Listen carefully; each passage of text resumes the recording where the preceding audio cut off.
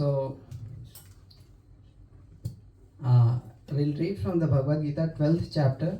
The topic of the chapter is devotional service, or in Sanskrit or Hindi if we say it's Bhakti Yoga basically.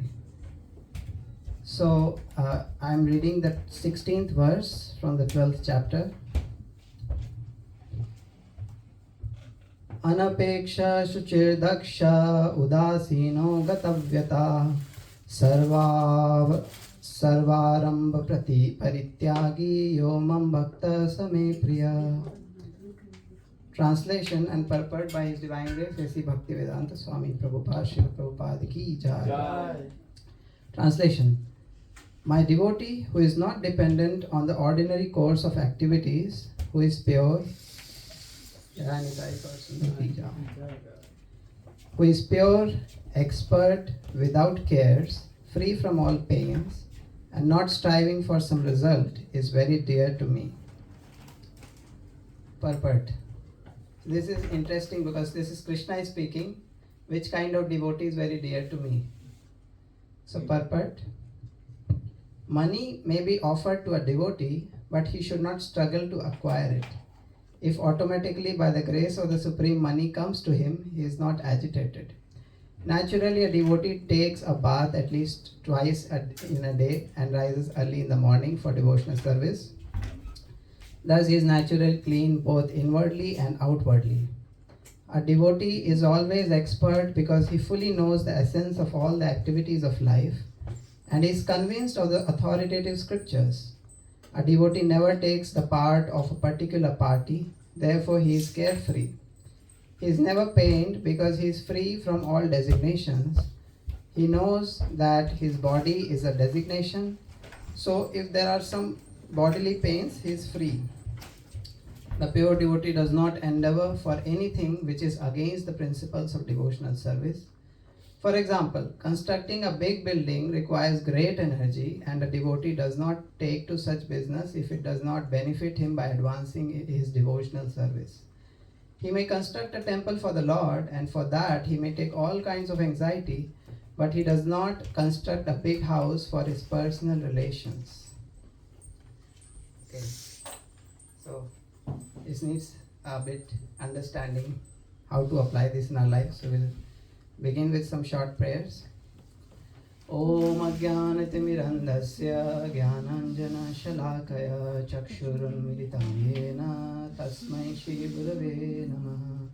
Shri Chaitanya Manobishtam Sthapitam Yena Bhutale Swayam Rupa Kadamahyam Dadati Swapadantikam.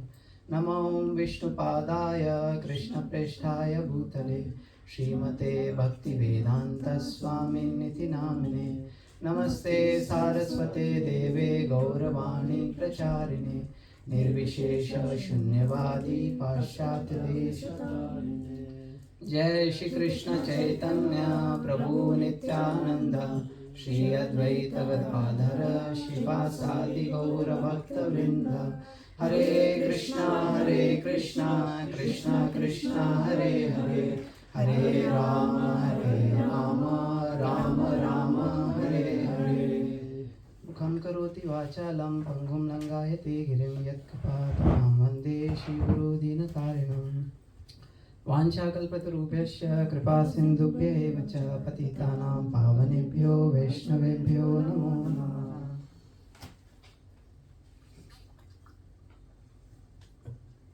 So, yeah, this verse is very special, but it needs a bit understanding on how to apply this in our lives. Krishna is telling which kind of devotee is very dear to me. And the first line of purport which Prabhupada says might be uncomfortable for many of us. The first line he says, money may be offered to a devotee, but he should not struggle to acquire it. If automatically by the grace of the Supreme money comes to him, he is not agitated. So, what does it mean to not struggle? Or what does it mean to overdo something? So that is called karmavad. So there are different philosophies people have. Now this chapter is basically Bhagavad Gita has 18 chapters. The first 6 chapters is mostly about karma yoga. The middle 6 chapters are about bhakti yoga. And the last 6 chapter, what is it about? Jnana. Yeah, it's about Jnana Yoga. So it's like a sandwich where between two breads a lot of juice has been added, and that's Bhakti. So this is the 12th chapter, so this is mainly for devotees. So for Bhakti yogis.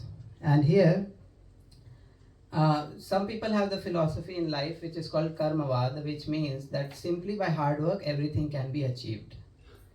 And I can do anything in the world if I just work hard. So hard work is the only thing that's stopping me from my success.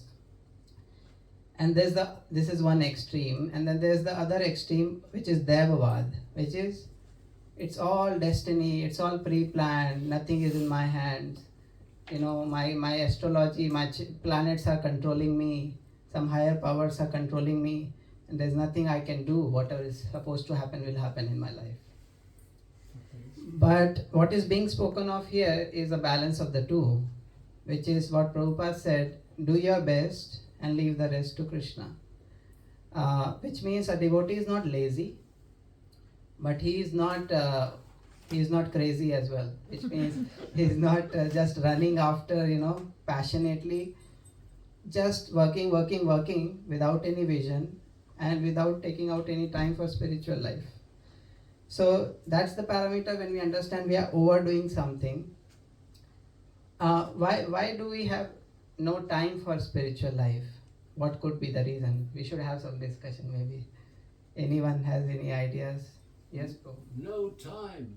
Why no time? My watch is... Somebody said that you can really make time for something you want in life. Yes. So it's not that we don't have time. Exactly. That's not in the priority list. Why is it not in the priority list? No Exactly. awareness. Who said that? You are very intelligent. Because there is lack of faith. There is some doubt that if I give my time to Krishna, I will lose in my life. If I give my money to Krishna, I will be the loser. If I work for Krishna, I will be loser. Or at least I may not lose, but I have to take care of my life separately. As if Krishna is not going to take care of us. So that is the understanding we need to develop. That Krishna, Prabhupada used to say that, Krishna is taking care of the atheists.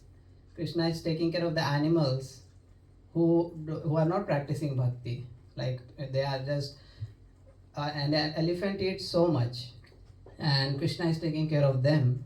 But then Prabhupada, why will he not take care of a devotee of Krishna who is worshipping and who is serving Krishna? So why will he not take care of us? So once Prabhupada would say, the neighbors in a temple, they complained that these Hare Krishna people, they are simply chanting, dancing. At that time, it was a different zone of our movement when devotees were all living in the temple. They didn't work out in corporate world and offices. They were all full-time devotees. So they are simply chanting and dancing, and they have nice cars in the temple, and they are going out and they have sumptuous food and everything is there, and they were like envious or jealous of these devotees. Prabhupada would say, rich man's son doesn't go for a job. Rich man's son just enjoys life.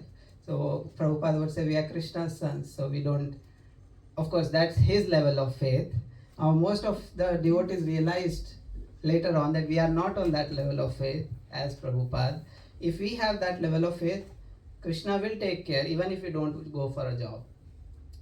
It has happened in so many devotees. Madhavendra Puri, there are devotees, they do something called Madhukari. They don't work, they just go and beg in Vrindavan to different homes, and whatever they get, they consider it as Krishna's mercy and they live their lives like that.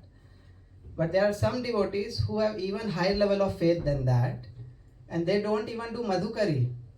They just lie down, that's called Ajgar Vritti. They just lie down in one place and whatever comes, and Krishna supplies. They are living. In Bhagavatam there's a story comes that Prahlad Maharaj saw one guy who was one saint actually. He was very fat and he was very effulgent, very spiritual, great spiritual aura around. And he was following this Ajgar Vritti. how is this all energy coming from? So it's all being supplied by Krishna. People would come and give him donations, people would maintain. So that's their level of faith. We can't imitate that, of course.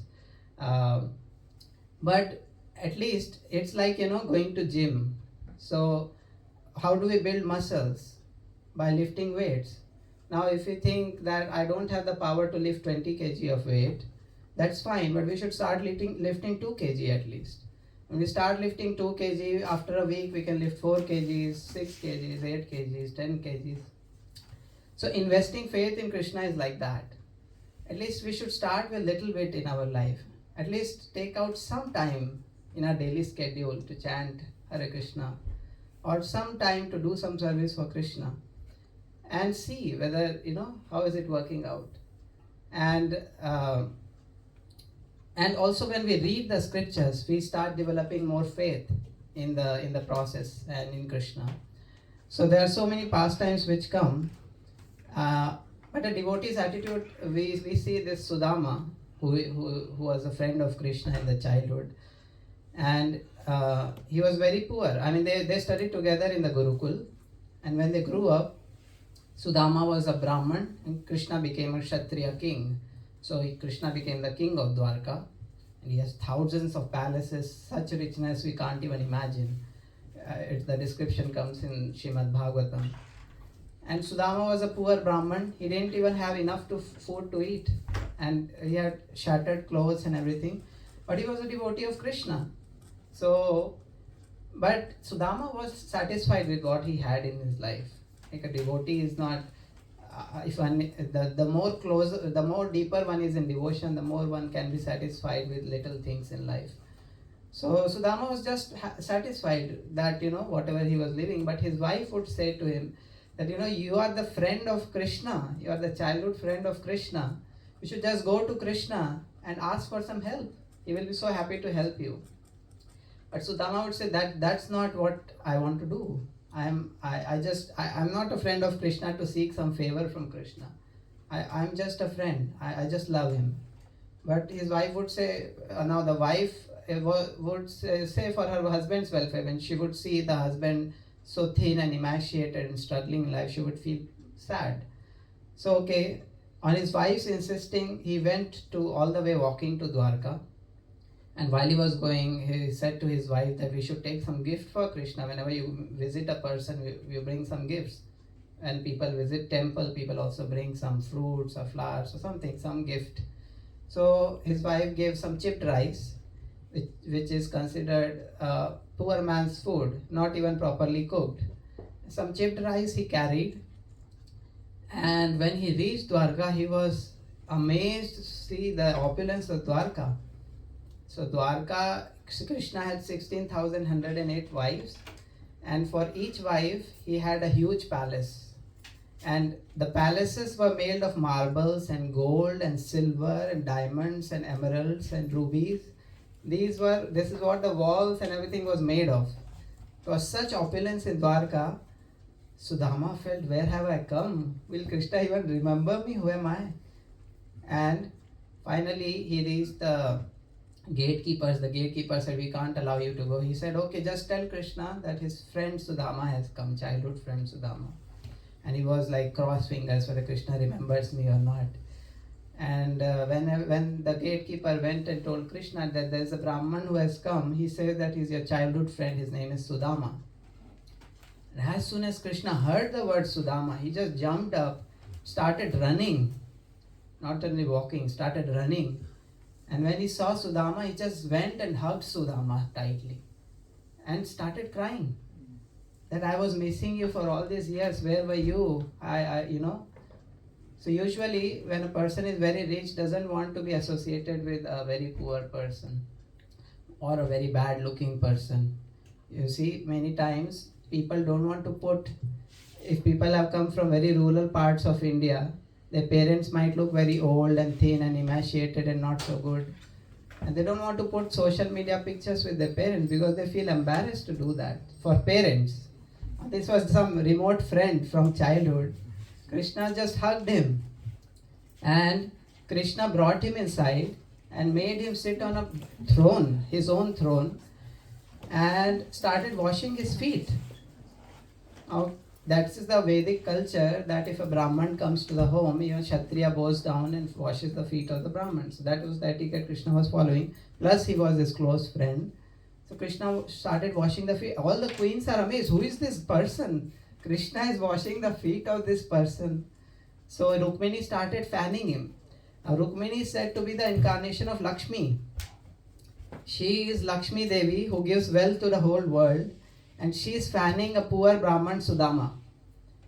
This is how Krishna loved and reciprocated with Sudama. Krishna made him sit and eat sumptuous food. And then Krishna asked him, "You must have brought some gift for me. Show me, what did you bring for me?" And he was so embarrassed to bring out this chipped rice. He was like, "What is this in comparison to what Krishna has?" He said, no, I didn't bring anything. And Krishna said, no, I know you are hiding something. Krishna just snatched and Krishna ate. And he said, "Oh, this is more tasty than anything I have eaten." And Rukmini stopped him from eating further. She thought maybe there might be some stomach issue or something. So anyways, and Krishna was relishing. And Sudama was crying, seeing the love, the devotion and love and no ego and nothing. And finally, Sudama did not ask anything to Krishna. He was just lost in Krishna's love, And then it was time to go. Krishna bid farewell and he went back. And on his way, he was not thinking all these things. "Oh, I forgot to ask. I should have asked for some money from Krishna." He was thinking how loving is Krishna, how wonderful person he is, how humble he is, and how attractive personality. These things, he was lost in Krishna's love. Money was not even a consideration for him. But then he remembered, "Oh yeah, my wife would ask me, what did you bring? You went to Dwarka. What did you bring from there? And what will I say to my wife?" But he said, "Okay, no ways. This love that I have in my heart, this memories is my real wealth." So,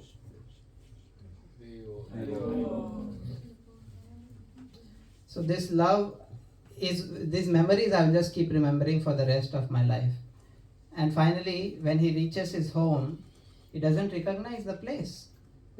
Instead of a small hut, now there's a huge palace there.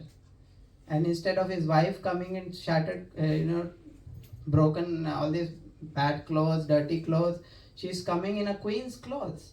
And all these servants are there at the home, and there are beautiful fountains and everything. And his children are coming nicely dressed.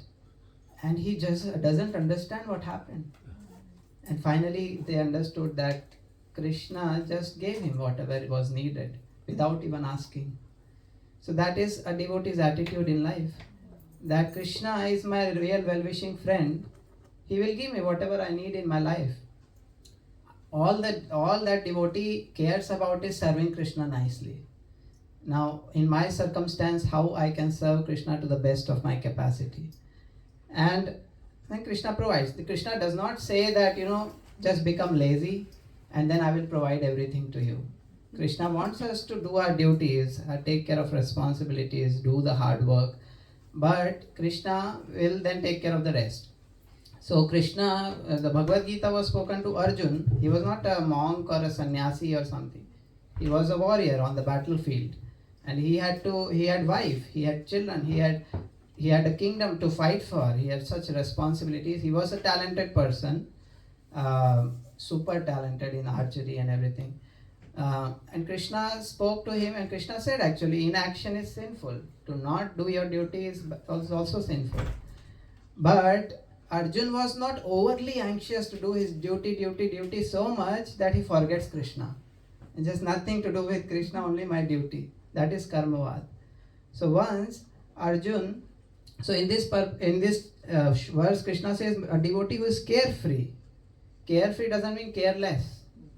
Carefree means not overly anxious to maintain one's life. Such a devotee is very dear to Krishna.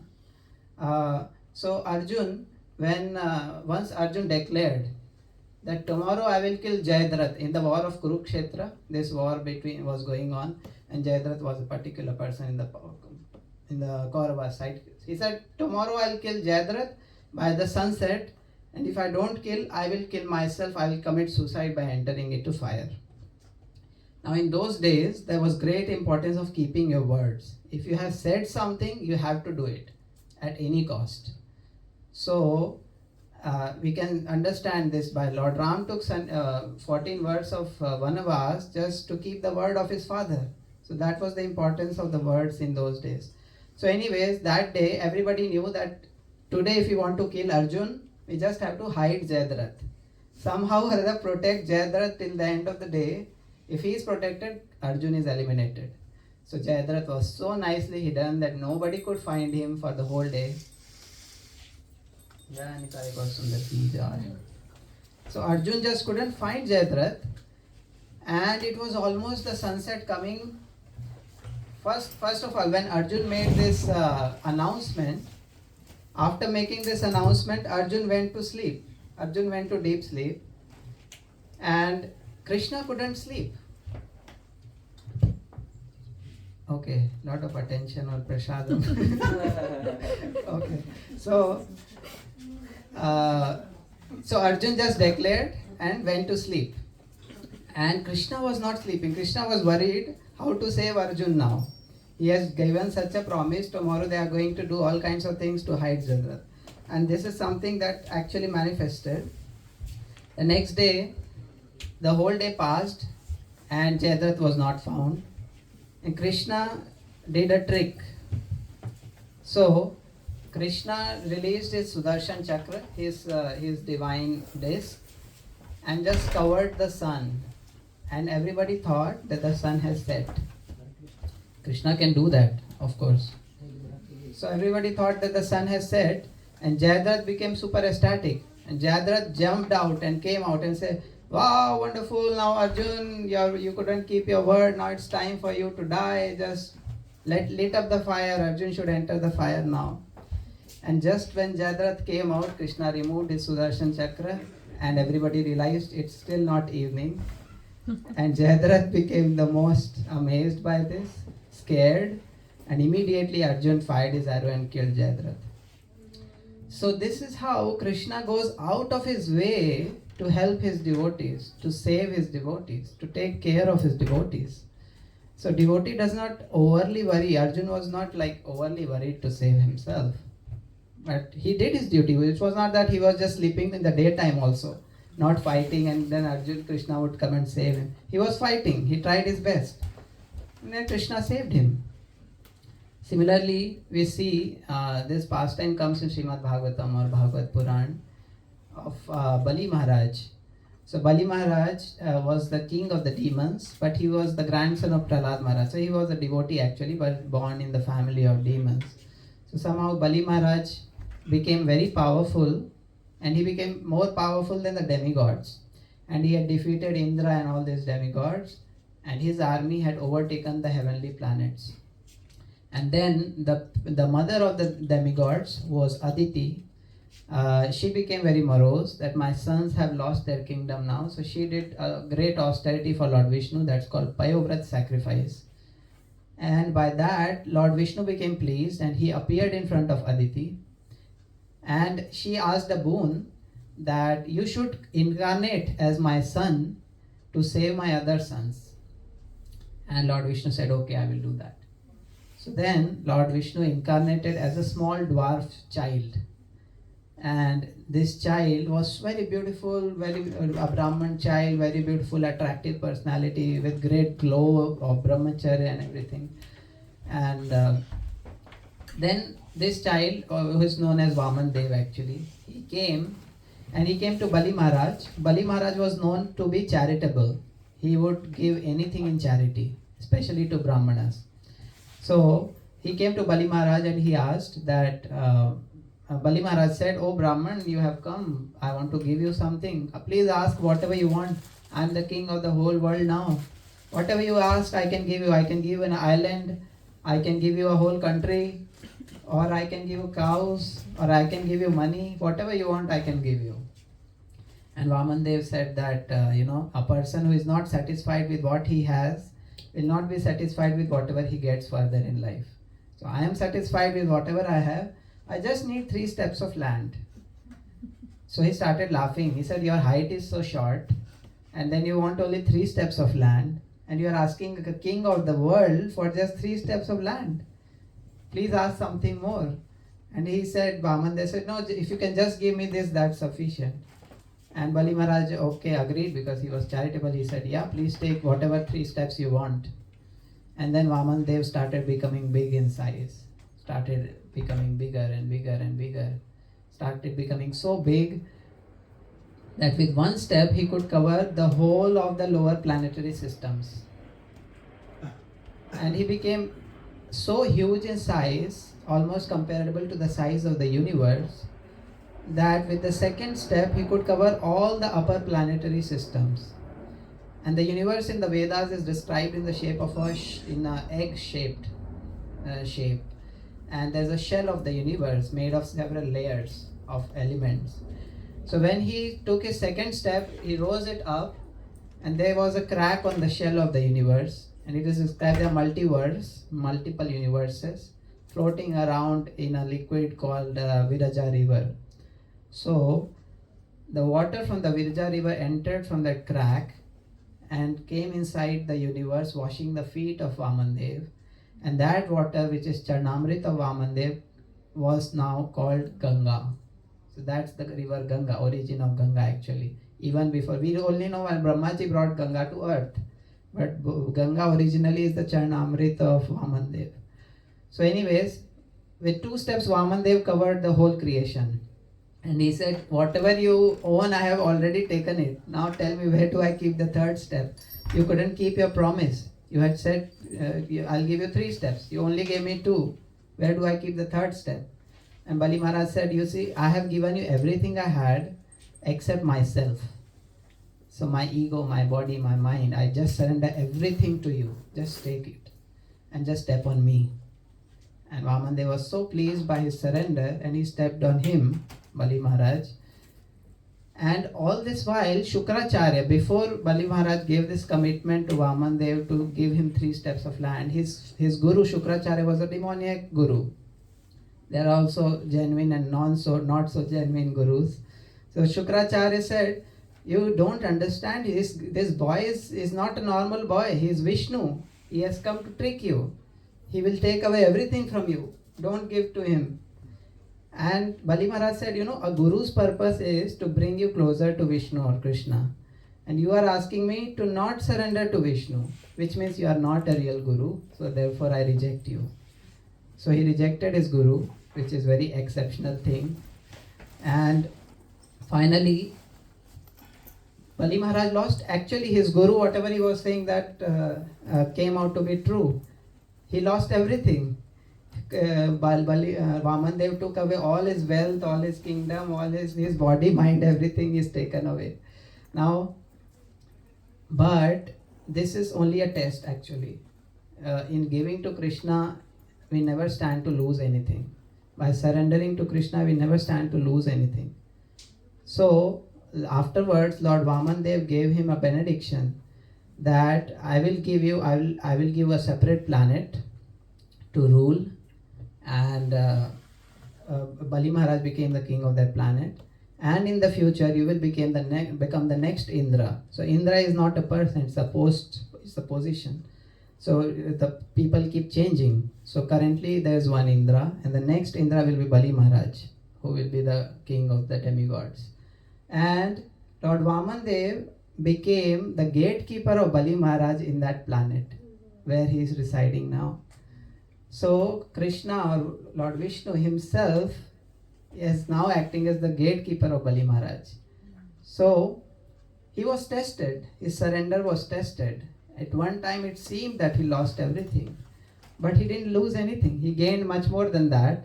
He gained his kingdom, and he gained the eternal glory, and Lord Vamandev became his gatekeeper.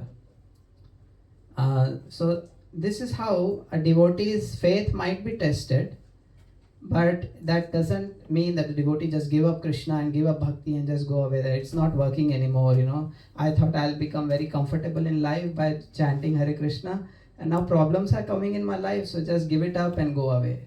That's not how a devotee acts. Devotee has faith. and the faith is rewarded. So similarly, there's this pastime which comes in Srimad Bhagavatam, which is this fruit vendor lady.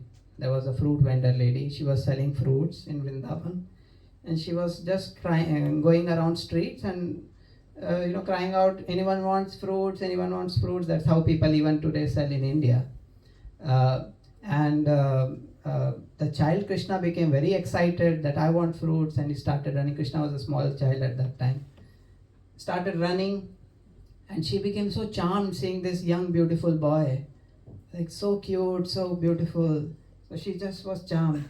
And then Krishna, that time there was barter system. So barter system means you give fruits to the person will give you something else in return. No money, no currency. So they will give you grains. Or you give something, they will give something else in return.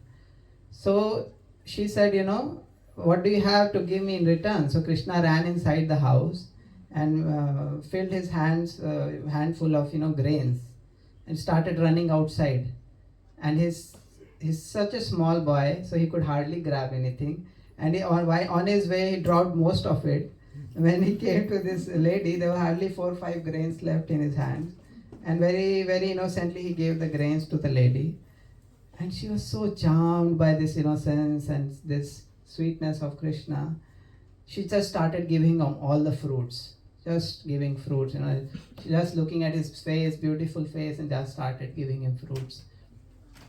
And then she was so satisfied by giving to Krishna. Is the biggest gift one gets in serving, is one feels the satisfaction of the heart. She felt so satisfied, she just was started to leave, lifted her basket and started to leave. On her way, she realized, initially she was just absorbed in Krishna, and she realized the basket is so heavy. So she keeps it down, and she sees it's filled with jewels, and diamonds, and gold, and silver, and all these jewels. So Krishna just reciprocated with her simple, pure devotion. Of course, if we do service with the expectation that Krishna will give me this, that's not bhakti again, that's karma, that we want something in return. But Krishna gives whatever is needed to the devotee. Even Prabhupada was tested thoroughly. Prabhupada was trying to spread Krishna consciousness in India. For 30 to 40 years, there was no success. Hardly any success. He started League of Devotees in Jhansi, which was closed. He only made one disciple in India. And at one time, he lost actually everything. His factory was bankrupt or something. There was fire or something. And people were just taking away all the wealth. He just got bankrupt at one time. And then somebody came with the news to Prabhupada that you have gone bankrupt, or everything you had is lost now. And Prabhupada started laughing when he heard that. He started smiling. And he recited a verse from Srimad Bhagavatam. Usually it's easy to speak philosophy in like I'm speaking now. But when the real situation comes in life and then to apply it is what is real spiritual depth. Prabhupada at that time just smiled and recited this verse from Srimad Bhagavatam, which says, the Krishna says that if I really become merciful on a devotee, I just take away everything from him so that he becomes completely dependent on me alone. Don't worry, Krishna won't do that with us. Because we are not in that stage of devotional service. But if a devotee is very advanced, Krishna may do that. Just take away everything, devotee becomes completely dependent on Krishna. But Prabhupada didn't give up bhakti, that what is the use of worshipping and serving Krishna if this is what you get in life? He just, kept on going with his pure devotional service. And then sacrificed everything, went to the West just to share Krishna bhakti, nothing of personal agenda. But then Krishna gave him, when he gave him so much. Krishna gave him thousands of disciples, so much money came. And then he built so many temples, 108 temples he built in 10 years, which is like a miracle. If you have been living in Stockholm for so many years, to open even one temple is such a challenge. We just keep having meetings. We should have a new temple, we should have a bigger temple, and it's so challenging to have that. Prabhupada was making 10 temples on an average every year in the Western world. So it's incredible. And Krishna just, when he just gives with 10 hands, And once Prabhupada came to one place and one businessman asked him a question that you went to America with just 40 rupees or something, very small amount, and now you have millions and millions of dollars worth of properties. So tell me your business strategy. How does it work? So Prabhupada said, just chant Hare Krishna and become Krishna's devotee, and you will know how it works. So, so in this way, devotee has faith in Krishna, is not overly worried. So in this verse, it is said, he is not dependent on the ordinary course of activities, pure, expert, without care. So that is what it means to be without care. He is responsible, he is hardworking, but he is not overly worried about his. And how do we know whether we are overly worried? If we have no time to chant Hare Krishna, if we have no time to associate with devotees, if we have no time to do any service for Krishna, that means we are overdoing. And there's no problem. I mean, people do that, but Krishna doesn't take special interest in their life. They are with their own karma. So if their karma is good, they will become rich. If the karma is not good, they will keep struggling. Krishna doesn't interfere personally. But if a devotee surrenders to Krishna, Krishna personally interferes in the devotee's life. And Krishna says, Name Bhakta Pranashyati, that I give a promise that my devotee will never perish. So a devotee is not like an orphan. A devotee is having a very caring master. And that's what brings peace in the life of a devotee. Thank you so much. That's all that I had to share. Is there any comments or questions or reflections? Yes, Mata. Thank you for your lecture. Thank you. It's nice to hear. First time I hear your lecture. Oh. Thank you. I just wanted to say that you said that it's not bhakti if we are doing something because we want something in return from Krishna. I think it's Karma Mishra Bhakti. Yeah. I just wanted to be. Yeah, to be thank you. clear. Yeah, it may be discouraging if we just say it's not bhakti. Yeah. It is bhakti because we are serving Krishna, but karma mishra, mixed with karma mentality. Yeah. It's not pure bhakti. I mean, Thank you. most of us are on that level. Yeah. Yeah. But we are like, but then later on when the knowledge is developed. Yeah. But then let's say if we want liberation. Yeah. So then it's like, oh, this world is so horrible, I want to get out of here type of mentality. So let me do some service to Krishna and he will liberate me. So that is still not pure. It's Jnana Mishra Bhakti. Yeah. So then, but later on when we don't care, like being here or there, or we don't care whether we have something or we don't have anything. So then that's the pure devotion. Yeah. Thank you so much. Very high. This is very important to understand. We don't need to be discouraged because most of us are on that platform where we do have material desires, we do have desire for liberation and all. But as I mentioned earlier, that it's like lifting dumbbells in a gym. That we invest our faith in the beginning, maybe small investment, and when we have more faith, we do bigger investment. Gradually, our faith grows, and that's how over the years we can see devotees. Sometimes some devotees become completely surrendered at the time of death. So, like throughout their life, they may hide so many anarthas, struggling with so many problems, so many inner problems. But at the time of death, sometimes a devotee becomes completely surrendered to Krishna and by Krishna's mercy actually, and becomes a pure devotee. And so, yeah, we have to gradually build up our devotion, our bhakti. Yeah, it comes through association. Yeah. With those who are on that level. Yes. Yeah, it is sometimes forgotten. Yeah. Sometimes we think it's our own struggle. Oh yeah. Like by my endeavor, I will come to pure devotion service. It's actually by the association. Yeah, that's also like Ashtanga yogi mentality that by my endeavor I can achieve some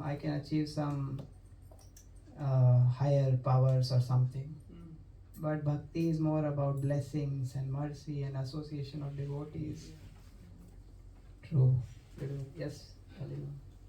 I was wondering if you could make like a clarification maybe, because I'm wondering like what about like doing bhakti or devotional service, but you still want like a spiritual benefit in return, like not a material benefit, but like that you want like some spiritual benefit in return. Is that still like something you should not aspire to do, because then you're still like wanting something in return, or is that like okay because like you want to maybe develop like the spiritual benefit of having like more relationship, or like I'm wondering if you could clarify if it's like different. Yeah, thank you for bringing this up. So yeah, we are not desireless, like bhakti is not a path of desirelessness or voidness. So we have desires, but it's a more spiritual desires. A devotee also has pride, but it has spiritual pride.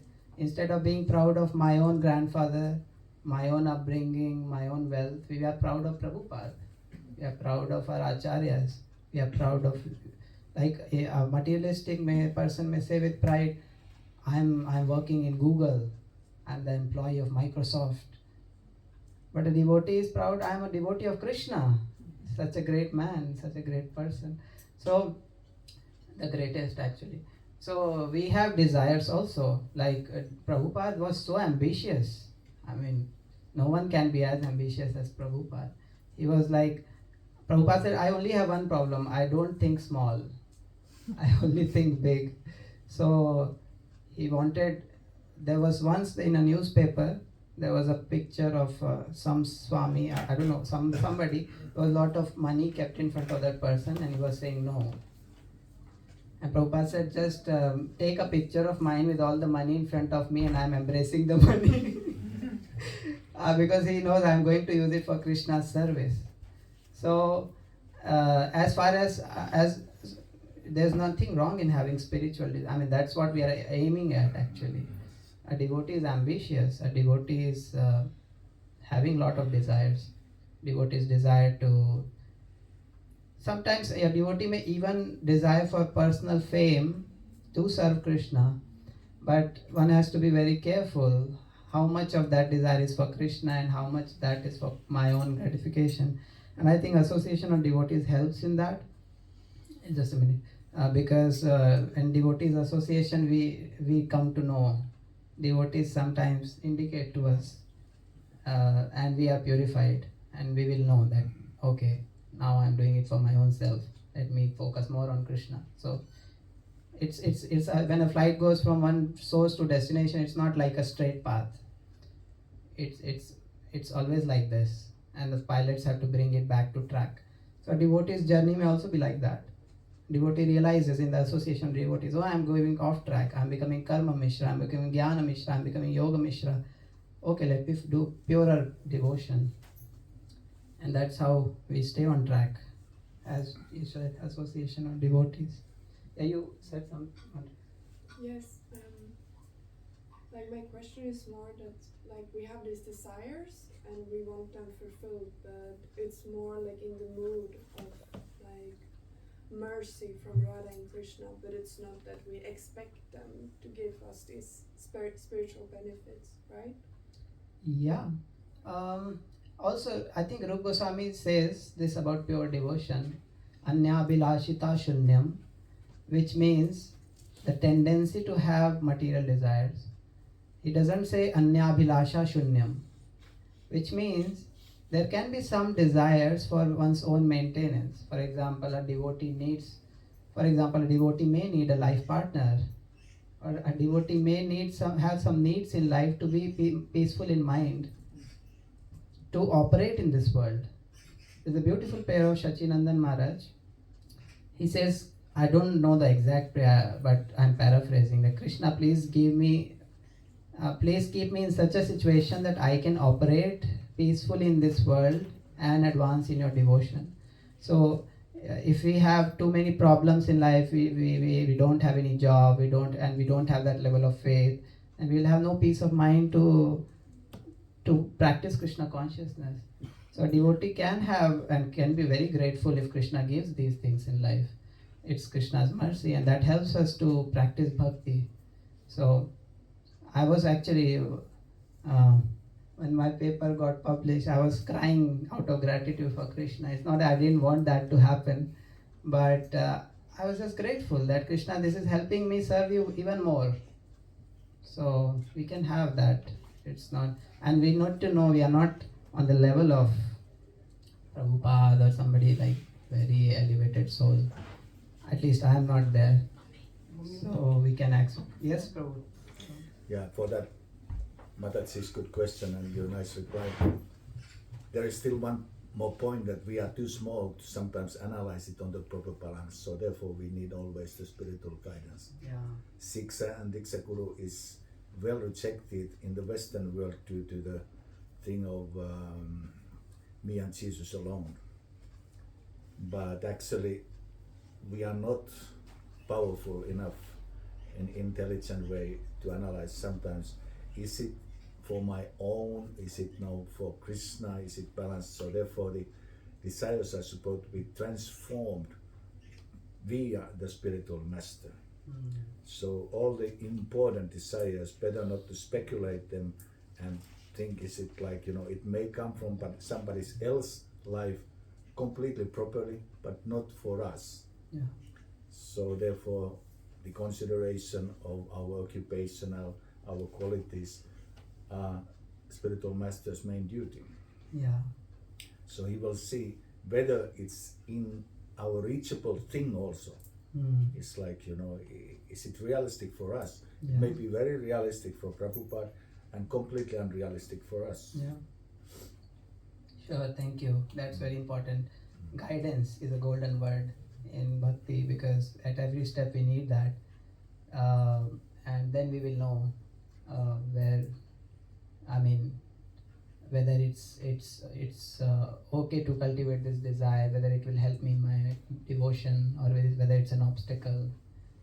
So we can take guidance from our guru, and if guru is not accessible, from senior devotees who can guide us. Yeah. Thank you so much. Srila Prabhupada ki jai, Srimad Bhagavad Gita ki jai. I will have dancing kirtan and